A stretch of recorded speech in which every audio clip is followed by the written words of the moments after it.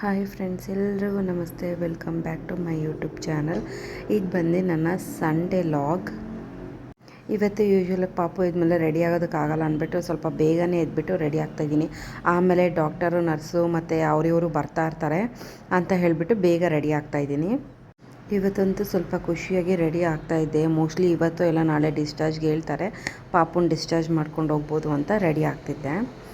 ನಿನ್ನೆ ವೀಡಿಯೋ ಮಾಡ್ತಿದ್ದಾಗ ಮಾವ ಇದ್ದರು ಅಂತ ಸ್ವಲ್ಪ ಬೇಗ ಹರಿಬರಿ ಹೇಗೆ ರೆಡಿ ಆಗಿಬಿಟ್ಟಿದ್ದೀನಿ. ಇವತ್ತು ಒಂದು ಸ್ವಲ್ಪ ನೀಟಾಗಿ ಸ್ಲೋ ಆಗಿ ರೆಡಿ ಆಗ್ತಾಯಿದ್ದೀನಿ. ನಾನು ಯಜಮಾನ್ರು ಪಾಪು ಅಷ್ಟೇ ಇದ್ದಿದ್ದು, ಮತ್ತು ಟೈಮ್ ಕೂಡ ಇತ್ತು, ಬೆಳಗ್ಗೆ ಬೇಗ ಎದ್ದಿದ್ನಲ್ವ, ಸೊ ಅದಕ್ಕೆ ನಿಧಾನಕ್ಕೆ ರೆಡಿ ಆಗ್ತಾಯಿದ್ದೀನಿ.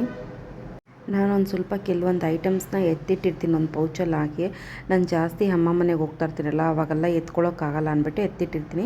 ಮತ್ತು ಎಲ್ಲಾದರೂ ಹೋಗಲಿ ಬೇಗ ಸಿಕ್ಬಿಡುತ್ತೆ. ಟ್ರಾವೆಲ್ ಕಿಟ್ ಟೈಪು ಇಟ್ಬಿಟ್ಟಿರ್ತೀನ, ಎಲ್ಲಾದರೂ ಹೋಗೋದಿದ್ರೆ ಆ ಪೌಚೆ ತಗೊಂಡು ಹೋಗ್ತಾ ಇರ್ತೀನಿ ಅಷ್ಟೇ. ಅಂದರೂ ಒಂದ್ಸಲ ನೋಡ್ಕೊತೀನಿ ಏನಿದೆಯೋ ಏನಿಲ್ಲ ನೋಡಿಬಿಟ್ಟು ಏನು ಬೇಕೋ ಎತ್ತಾಕೊಂಡು ಬರ್ತೀನಿ. ಬಟ್ ಎಲ್ಲ ಎತ್ಕೊಳ್ಳೋದಾದರೆ ಸ್ವಲ್ಪ ಕಷ್ಟ ಆಗುತ್ತೆ, ಅದಕ್ಕೆ ಫಸ್ಟೇ ಎತ್ತಿಟ್ಟಿರ್ತೀನಿ. ಪೇಸ್ಟು, ಬ್ರಷು, ಸೋಪು ಮತ್ತು ಈ ಕ್ರೀಮ್ ಎಲ್ಲನೂ ಒಂದು ಕಿಟ್ಟಾಗಿ ಇಟ್ಬಿಟ್ಟಿರ್ತೀನಿ. ಮಕ್ಕಳದು ಅದೇ ಥರನೇ ಸಪ್ರೇಟಾಗಿ ಇಟ್ಬಿಟ್ಟಿರ್ತೀನಿ. ಅವ್ರದ್ದೆಲ್ಲನೂ ನಂದು ಅವ್ರದ್ದು ಬೇಗ ಸಿಗುತ್ತೆ ಅಂತ ಹೇಳ್ಬಿಟ್ಟು ನನ್ನ ಕಬೋರ್ಡಲ್ಲೇ ಇಟ್ಕೊಂಡಿದ್ದೀನಿ. ಸೊ ದಟ್ ಎಲ್ಲಾದರೂ ಹೋಗಬೇಕಂದ್ರೆ ಟಕ್ಕಂತ ಎತ್ತಾಕೊಂಡು ಹೋಗ್ಬೋದು. ನೀಟಾಗಿ ಕ್ರೀಮು ಮತ್ತು ಕಾಂಪ್ಯಾಕ್ಟ್ ಹಾಕ್ಕೊಂಡು ಸ್ವಲ್ಪ ಫೇಸ್ಗೆಲ್ಲ ಮಸಾಜ್ ಟೈಪ್ ಮಾಡ್ಕೊತಾ ಇದ್ದೀನಿ. ಆಫ್ಟರ್ ಕ್ರೀಮು ಮತ್ತು ಕಾಂಪ್ಯಾಕ್ಟು ಈ ಥರ ಫೇಸ್ ಲುಕ್ ಇದೆ. ಆದಮೇಲೆ ಹಾಗೆ ನನ್ನ ಮಕ್ಕಳದು ಪೌಚಲ್ಲಿ ಈ ಸೆಂಟ್ ಬಾಟ್ಲ್ ಹಾಕಿದ್ದೆ, ಪರ್ಫ್ಯೂಮು. ಅವ್ರಿಗೆ ಯೂಶ್ವಲಾಗಿ ಯೂಸ್ ಮಾಡ್ತೀನಿ, ಹಾಗೆ ನಾನು ಹಾಕ್ಕೊಂಡೆ. ನನಗೆ ಕಾಲೇಜ್ ಡೇಸಿಂದ ಇದೆಲ್ಲ ಅಭ್ಯಾಸ. ಮತ್ತು ಲಿಪ್ ಜೆಲ್ ಇದು ಸುಮ್ಮನೆ ತೊಗೊಂಡೆ, ಚೆನ್ನಾಗಿದೆ ಅಂದ್ಬಿಟ್ಟು ಹಾಕ್ಕೊಳ್ಳೋದಕ್ಕಂತ. ನನ್ನ ಮಗ ತುಂಬ ಯೂಸ್ ಮಾಡ್ತಾನೆ ಇದನ್ನು. ಯಾವಾಗಲಾದರೂ ನೋಡಿದ್ರೆ ಹಾಕ್ಕೊತಾನೆ, ಇಲ್ಲಾಂದರೆ ಹಾಕ್ಕೊಳ್ಳಲ್ಲ. ಅವ್ರ ಪೌಚಲ್ಲೇ ಇತ್ತು, ನಾನು ಹಾಕ್ಕೊತಾ ಇದ್ದೀನಿ. ನಿನ್ನೆ ಲಿಫ್ಟಿಗೆ ಹಾಕಿದ್ನಲ್ಲ, ಇವತ್ತು ಬೇಡ ಅಂದ್ಬಿಟ್ಟು ಸುಮ್ಮನೆ ಜೆಲ್ ಹಾಕ್ಕೊಂಡೆ. ರೆಡಿ ಆದಾಗ ಜೆಲ್ ಹಾಕ್ಕೊಂಡ್ರೆ ಒಂಥರ ಚೆನ್ನಾಗಿರುತ್ತೆ. ಮತ್ತು ಸ್ಟಿಕ್ಕರ್ ಇಟ್ಕೊತಿದ್ದೀನಿ. ಅವ್ರ ಪೌಚಲ್ಲೇ ಇಟ್ಟಿದ್ದೆ ಸ್ಟಿಕ್ಕರ್ ಕೂಡ, ಬ್ಲ್ಯಾಕ್ ಕಲರು. ನೋಡಿ, ಸ್ವಲ್ಪ ರೆಡಿಯಾಗಿ ಒಂದು ಸ್ಟಿಕ್ಕರ್ ಇಟ್ಟದನ್ನ ತುಂಬ ಚೆನ್ನಾಗಿ ಕಾಣ್ತಾ ಇದ್ದೀನಿ. ಸರಿ ಆಯಿತು, ತಲೆ ಬಾಚ್ಕೊಳ್ಳೋಣ ಅಂತ ಅಂದ್ಬಿಟ್ಟು ಬಾಚನ್ಗೆ ಹುಡುಕ್ತಿದ್ದೆ, ಸಿಕ್ತು. ಇವತ್ತು ಕೂಡ ನಾರ್ಮಲ್ ಜಡೆನೇ, ಔಟ್ಸೈಡ್ ಇದ್ದೀನಲ್ಲ ಏನು ಅಂತ ಇದು ಹಾಕಲ್ಲ. ಎಲ್ಲಾದರೂ ಫಂಕ್ಷನ್ಗೆ ಹೋಗೋದಿದ್ರೆ ಅಷ್ಟೇ ಹೇರ್ ಸ್ಟೈಲೆಲ್ಲ ಮಾಡ್ಕೊತೀನಿ. ಇನ್ನು ನಾರ್ಮಲ್ ಡೇಸಲ್ಲಿ ಮನೇಲೆಲ್ಲ ಬರೀ ಜಡೆ ಒಂದು ಹಾಕ್ಕೊತೀನಿ ಅಷ್ಟೇ. ಈಗಿಬ್ಬರು ಮಕ್ಕಳಿರೋದ್ರಿಂದ ನಾನು ಎಲ್ಲೋದ್ರೂ ಕೂದಲು ಅನ್ನೋದೇ ಬಿಡಲ್ಲ. ಬಿಟ್ಟರೆ ಇಬ್ಬರು ಕಿತ್ತಾಕ್ತಾ ಇರ್ತಾರೆ. ನಮ್ಮ ಚಿಕ್ಕವಳು ಸ್ವಲ್ಪ ಜಾಸ್ತಿ, ಸೊ ಅದಕ್ಕೆ ಏನಿದ್ರು ಗಂಟು ಹಾಕ್ಬಿಡ್ತೀನಿ. ಇಲ್ಲ ಅಂತ ಹೇಳಿದ್ರೆ ಈ ಥರ ಜಡೆ ಹಾಕ್ಬಿಟ್ಟು ಬಿಟ್ಬಿಡ್ತೀನಿ. ಆಗ ನನ್ನ ಕೂದಲು ಆ ಮಕ್ಳ ಕೈಗೆ ಸಿಗಲ್ಲ. ಕಿತ್ತಾಕೋದಕ್ಕಾಗಲಿ ಆಟ ಆಡೋದಕ್ಕಾಗಲಿ ಕೂದಲಲ್ಲಿ. ಮಕ್ಕಳಿಬ್ಬರು ಸ್ವಲ್ಪ ದೊಡ್ಡವ್ರು ಆಗೋವರೆಗೂ ಅವ್ರಿಗೆ ತಕ್ಕನಂಗೆ ಹೋಗ್ಬಿಡ್ತೀನಿ. ಆಮೇಲೆ ನೋಡ್ಕೊಳ್ಳೋಣ ಅಂದ್ಬಿಟ್ಟು ಇವಾಗೇನು ಹೇರ್ ಸ್ಟೈಲೆಲ್ಲ ಸ್ವಲ್ಪ ಇದು ಮಾಡ್ಕೊಳ್ಳಲ್ಲ, ಫ್ರೀ ಹೇರ್ ಸ್ಟೈಲೆಲ್ಲ ಬಿಡಲ್ಲ. ಹಂಗೂ ನನಗೇನಾದ್ರು ಫ್ರೀ ಹೇರ್ ಸ್ಟೈಲ್ ಬಿಡಬೇಕು ಅಂತ ಹೇಳಿದ್ರೆ ಬರೀ ಪೋನಿಟೇಲ್ ಒಂದೇ ಒಂದು ಹಾಕ್ಕೊತೀನಿ ಅಷ್ಟೇ, ಒಂದು ಚುಟ್ಟು ಹಾಕ್ಕೊತೀನಿ ಅಷ್ಟೇ. ಡೈಲಿ ಬಾಚುತ್ತಿರ್ತೀನಲ್ವ, ಸಿಕ್ಕೇನು ಅಷ್ಟೊಂದಿರಲ್ಲ. ಅದರಲ್ಲೂ ಶಾಂಪು ಮತ್ತು ಕಂಡೀಷ್ನರ್ ಹಾಕಿದ್ರೆ ಸಿಕ್ಕ ಅನ್ನೋದೇ ಸ್ವಲ್ಪನೂ ಇರಲ್ಲ, ಮತ್ತು ಸ್ವಲ್ಪ ಚೆನ್ನಾಗಿರುತ್ತೆ ಕೂದಲು. ಈಗ ಸದ್ಯಕ್ಕೆ ಔಟ್ಸೈಡ್ ಹಾಸ್ಪಿಟ್ಲಲ್ಲಿರೋದ್ರಿಂದ ಒಂದು 4-5 ಡೇಸ್ ಆಗಿತ್ತು ಹೆಡ್ ಬಾತ್ ಮಾಡಿ. ಹೀಗೆ ಪಾಪು ಎಲ್ಲ ಆದಮೇಲೆ ಬಾಣಂತಿ ಆದ್ನಲ್ಲ, ಆವಾಗಲಿಂದ ವಾರಕ್ಕೊಂದ್ಸಲನೇ ತಲೆಗೆ ಸ್ನಾನ ಮಾಡ್ತಾಯಿದ್ದು. ತಲೆ ಹಾರಿಸ್ಬಿಟ್ಟೆ ಪಾಪುಗೆ ಹಾಲು ಕೊಡಬೇಕಿತ್ತಲ್ವ, ಸೊ ಹಾಗಾಗಿ. ಇಲ್ಲ ಅಂದರೆ ಕೋಲ್ಡ್ ಆಗಿಬಿಡುತ್ತೆ ಅಂತ ಹೇಳ್ತಾ ಇರ್ತಾರೆ. ಆ ಕೋಲ್ಡ್ ಆಗುತ್ತೆ, ಹೌದು, ನಾನು ಅಬ್ಸರ್ವ್ ಮಾಡಿದ್ದೀನಿ. ನಾನು ಚಳಿಗಾಲ ಮಳೆಗಾಲ ಅಂತ ಏನಾದರೂ ಬಂದರೆ ವೀಕ್ಲಿ ಒನ್ಸೇ ತಲೆಗೆ ಸ್ನಾನ ಮಾಡ್ಕೊಳ್ಳೋದು, ವಾರಕ್ಕೆ ಒಂದೇ ಸಲನೇ. ಬಿಕಾಸ್ ಯಾವಾಗಲೂ ನನ್ನ ಕಂಫರ್ಟೇಬಲ್ ನಾನು ನೋಡ್ಕೊತೀನಿ, ಮತ್ತು ಹುಷಾರಿಲ್ದಂಗಾದರೆ ತುಂಬ ಕಷ್ಟ ಅಂದ್ಬಿಟ್ಟು. ನಾನು ಯೂಶ್ವಲಾಗಿ ನಾರ್ಮಲಾಗಿ ರೆಡಿ ಆಗೋದಕ್ಕೆ ಒಂದು ಸಿಂಪಲ್ ಮೇಕಪ್ಪು ಒಂದು 5 to 10 ಮಿನಿಟ್ಸ್ ಅಷ್ಟೇ ತೊಗೊತೀನಿ. ಇದರಲ್ಲೂ ಅಷ್ಟೇ 5 ಮಿನಿಟ್ಸ್ ತೊಗೊಂಡಿದ್ದೀನಿ ಅಷ್ಟೇ. ಡೈಲಿ ರೆಡಿ ಆಗೋ ವೀಡಿಯೋ ಹಾಕ್ತೀನಂತ ಬೈಕೋಬೇಡಿ. ವಿಡಿಯೋ ನೋಡ್ತಿದ್ದಾಗ ಯಾರೂ ಮಧ್ಯೆ ಸ್ಕಿಪ್ ಮಾಡಬೇಡಿ, ಫುಲ್ ವೀಡಿಯೋ ವಾಚ್ ಮಾಡಿ. ಇಷ್ಟ ಆದರೂ ಲೈಕು ಮತ್ತು ಶೇರ್ ಮಾಡಿ. ಯಾರೆಲ್ಲ ಇನ್ನೂ ಸಬ್ಸ್ಕ್ರೈಬ್ ಮಾಡ್ಕೊಂಡಿಲ್ಲ ನನ್ನ ಚಾನಲ್ಲು, ಸಬ್ಸ್ಕ್ರೈಬ್ ಮಾಡ್ಕೊಳ್ಳಿ. ನಾನು ಈ ಯೂಟ್ಯೂಬ್ ವ್ಲಾಗ್ಸ್ ಮಾಡ್ತಿರೋದು ಯಾವುದೇ ರೀತಿಯಾದ ಅಮೌಂಟ್ ಬರುತ್ತೆ ಮತ್ತು ಒಂದು ಇದಾಗುತ್ತೆ ಅಂತ ಯಾವುದೂ ನನಗೆ ಹೋಪ್ ಇಲ್ಲ. ಅದೆಲ್ಲ ಸುಮ್ಮನೆ ಫೇಕ್ ಹೇಳ್ತಾರೆ, ಅದು ನಿಜನ ಸುಳ್ಳು ಅಂತಲೂ ಗೊತ್ತಿಲ್ಲ ನನಗೆ. ಬಟ್ ನನಗೆ ನನ್ನ ಮೆಮೊರೀಸು, ನನ್ನ ಇದು ಕ್ರಿಯೇಟ್ ಮಾಡ್ಕೊಳ್ಳೋಕ್ಕೋಸ್ಕರ ನಾನು ಮಾಡ್ತಿರೋದು ಅಷ್ಟೇ. ಲೈಫ್ ಟೈಮ್ ನನ್ನ ಜರ್ನಿ ಏನಿದೆ ಇದೆಲ್ಲ ಯಾವಾಗಲಾದ್ರೂ ನೋಡಿದಾಗ ನನಗೆ ಖುಷಿಯಾಗಬೇಕು, ಇಷ್ಟೆಲ್ಲ ಆಯಿತಾ ಅಂತ ಅನ್ನಿಸ್ಬೇಕು.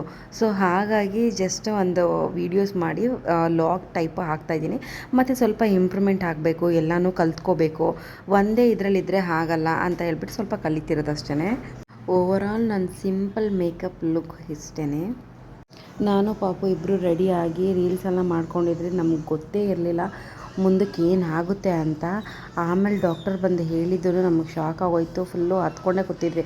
ಅಲ್ಲಿರೋ ನರ್ಸೆಲ್ಲ ಪಾಪ ಬಂದು ಸಮಾಧಾನ ಮಾಡಿದ್ರು. ನಮ್ಮ ಅತ್ತೆ ಮಾವಗೂ ಸ್ವಲ್ಪ ಎಕ್ಸ್ಪ್ಲೈನ್ ಮಾಡಿದ್ರು ಈ ಥರ ಇದೆ ಅಂದ್ಬಿಟ್ಟು.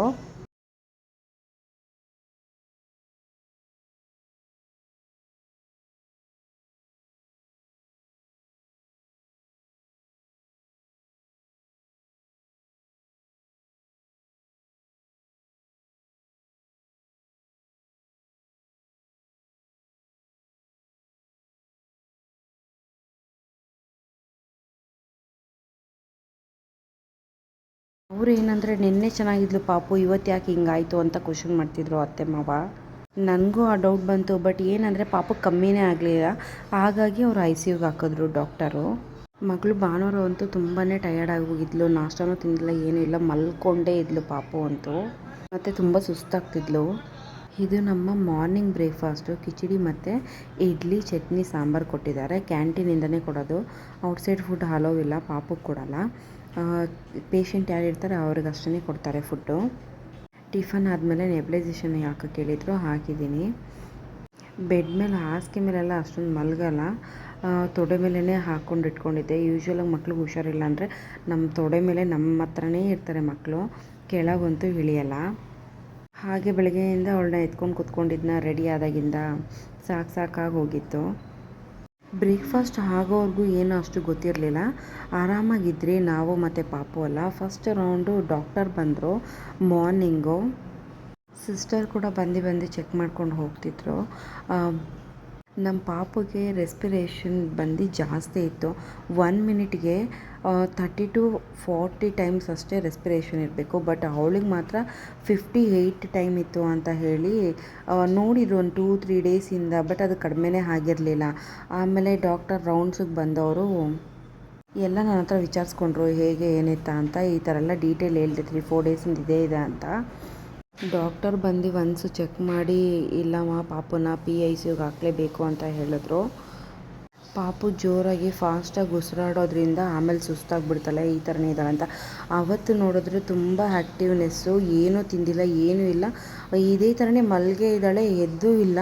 ನಮಗೂ ಭಯ ಆಯಿತು ಮಧ್ಯಾಹ್ನ 1 ಗಂಟೆವರೆಗೂ. ನೋಡಿ ಈ ವಿಡಿಯೋದಲ್ಲಿ ಕಾಣಿಸುತ್ತೆ ಎಷ್ಟು ಫಾಸ್ಟಾಗಿ ಉಸಿರಾಡ್ತಿದ್ದಾಳೆ ಅಂತ. ಅದಕ್ಕೋಸ್ಕರನೇ ಈ ವಿಡಿಯೋ ಮಾಡಿಕೊಂಡೆ. ಬಂದು ಡಾಕ್ಟರ್ ಹೇಳೋದ್ಮೇಲೆ ಡಾಕ್ಟರ್ PICಗೆ ಶಿಫ್ಟ್ ಮಾಡೋಕ್ಕೆ ಹೇಳಿದ್ರು. ಅದಕ್ಕೆ ವೀಲ್ ಚೇರಲ್ಲಿ ಕರ್ಕೊಂಡು ಹೋಗ್ತಿದ್ದಾರೆ ನನ್ನ ಪಾಪನ. ವಿತ್ ಆಕ್ಸಿಜನ್ ಹೋಗ್ಬೇಕಂತ ವಿತ್ ಆಕ್ಸಿಜನ್ನ ಕರ್ಕೊಂಡು ಹೋಗ್ತಿದ್ದಾರೆ. ಇದು ಬಂದು NICU, PICU ಮತ್ತು ಲೇಬರ್ ವಾರ್ಡು. ವೀಲ್ ಚೇರಲ್ಲಿ ಆಟಾಡ್ಕೊಂಡು ತಮಾಷೆ ಮಾಡ್ತಾರೆ, ಬಟ್ ಅದೇ ಅಮಾಸೆ ಆಗೋಯ್ತು ನಮ್ಮದು. PICU ಒಳಗೆ ಹಾಕಿರೋವಂಥದ್ದು ಆಕ್ಸಿಜನ್. ಅದು ಆಕ್ಸಿಜನ್ ಹಾಕಿರೋದಕ್ಕೆ ಆ ಪೈಪ್ ಇರೋದಕ್ಕೆ ಹಿಂಗೆ ಮಾಡ್ತಿದ್ದಾಳೆ ಆ ಬಾಯಿನ. PICಗೆ ಹಾಕಿದ್ಮೇಲೆ ನಾವಂತೂ ಸಿಕ್ಕಾಬಟ್ಟೆ ಹತ್ತಿದೆ ಕೆಲಸ. ನಮ್ಮದು ಹತ್ತಿರಲ್ಲ, ಬಂದು ಕೊಡೋ ಅಂತ ಹತ್ಕೊಂಡಿದ್ರು. ನಮ್ಮ ಅಕ್ಕಂದಿರು ಅಷ್ಟೇ. ಸ್ಟಾರ್ಟಿಂಗ್ ಸಡನ್ನಾಗಿ ತುಂಬಾ ಭಯ ಆಗೋಯ್ತು. ಬಟ್ ಅವತ್ತು ಒಂದು ದಿವಸ ಸಖತ್ ಭಯ ಆಗೋಯ್ತು. ಅವಳು ಮೇಲಾದರೆ ಸಾಕು ಅಂತ ಇತ್ತು. ಮತ್ತು ಬೇರೆ ವಾರ್ಡ್ಸ್ ಎಲ್ಲ ನೋಡಿಬಿಟ್ಟು ಬೇರೆ ಮಕ್ಕಳು ನೋಡ್ತಿದ್ರು.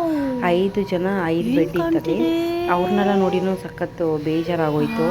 ಅಯ್ಯೋ ಈ ಥರ ಎಲ್ಲ ಇರುತ್ತಾ ಅಂದ್ಬಿಟ್ಟು. ತುಂಬ ಸೀರಿಯಸ್ ಏನು ಅಂತ ಅಂದ್ಕೊಂಬಿಟ್ಟಿದ್ದೆ ನಾನಂತೂ.